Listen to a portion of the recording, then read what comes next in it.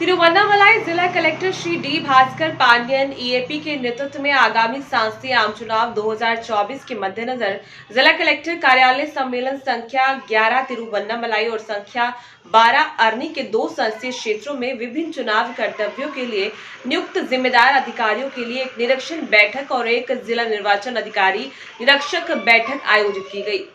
इस बैठक में जिला पुलिस अधीक्षक के कार्तिकेयन व अपर कलेक्टर विकास ऐसे ऋषभ, जिला राजस्व अधिकारी एम प्रियदर्शनी है, जिला राजस्व अनुविभागीय अधिकारी मंदाकिनी एवं समस्त विभागीय अधिकारी उपस्थित हुए।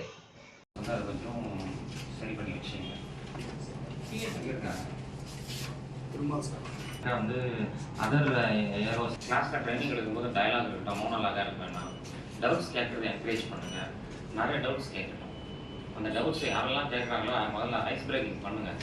நீங்கள் டவுட்ஸை கேட்கவில்லை அப்போ நமக்கு வந்து இது ரொம்ப யூஸ்ஃபுல்லாகும், அதை மறந்துடாதீங்க.